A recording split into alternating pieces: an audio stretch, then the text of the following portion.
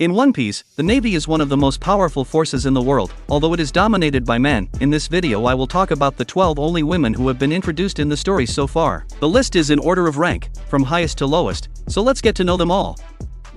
We begin with none other than Vice Admiral Tsuru, one of the most senior and respected Marines in One Piece. She first appeared in the Marineford arc and has one of the most peculiar abilities in the anime, the Washu Washu no Mi, a paramecia-type devil fruit that allows her to wash and hang to dry people and objects as if they were clothes, leaving them completely immobile. Despite her advanced age, Tsuru is still one of the Navy's most fantastic strategists, and she is often seen alongside Garp and Sengoku, forming the trio of veterans who fought the Pirate King. The second on our list is Vice Admiral Momosaji Gion, a character who first appeared in One Piece spin-offs and in a few scenes from the films. Despite being a vice admiral, she was considered for the position of admiral during the Navy's restructuring after the Marineford War, but she was not selected. Her strength and swordsmanship make her one of the Navy's most skilled swordswomen, and she has participated in several important world government events, making her one of the top candidates for a more prominent position within the organization. Still in this rank, we have Doll, a vice admiral and commander of the Navy's G-14 base. She appeared recently in the Egghead arc, so we still know little about her. The most we've seen so far was her fight against a giant at the end of the arc,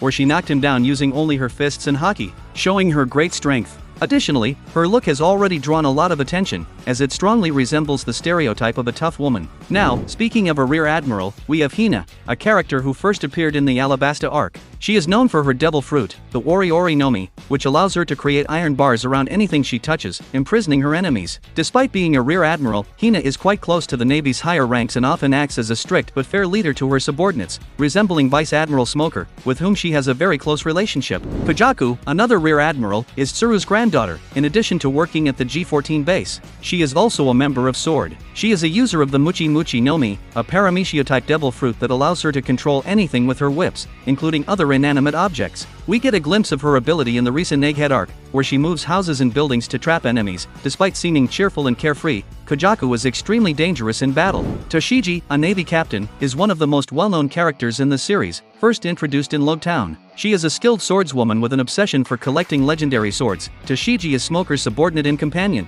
and they make a very interesting duo, with Toshiji constantly trying to uphold the Navy's code of honor while always striving to do what she believes is right. For some reason, she bears a strong resemblance to Kuina, Zoro's childhood friend, and this creates emotional conflict between the two ever since their first fight. In fact, Zoro always tries to keep his distance when they meet.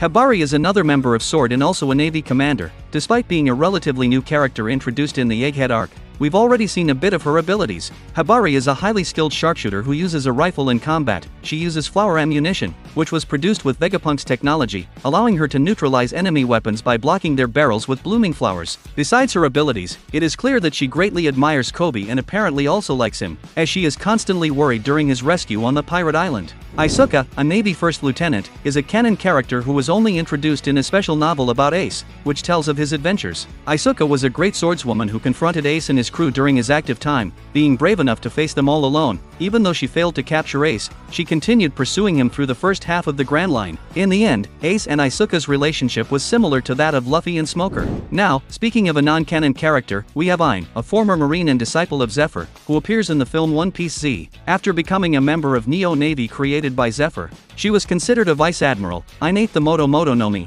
which allows her to reverse the age of anything she touches, making people and objects younger. During a confrontation with Luffy's crew, she turns Nami and Chopper into children and makes Robin and Brook younger. Although her ability is interesting, she is unable to use it against Zoro, as close-range attacks are her weak point. Bell-mère, a crucial character in Nami's backstory, was also a marine who fought pirates many times. After a major battle in the kingdom of Oikot, she met and adopted Nami and Nojiko as her daughters. Unfortunately, her life was tragically cut short by Arlong, which had a significant impact on Nami's life and development. Lastly, we have two characters that appear in fillers but are still part of the Navy. In the G8 arc, when the Straw Hats infiltrate, Luffy and Sanji meet Jessica, the base's head chef and the wife of Vice Admiral Jonathan. Meanwhile, in the same arc, Nami and Chopper meet Dr. Kabato, the Navy's pediatrician. In the end, both are involved in the Straw Hats' escape plan from the Navy base, but they certainly add some humor to the story. This concludes the list. These are all the women in the Navy that I could remember. Let me know in the comments if there's anyone else. Thanks for watching, and see you next time.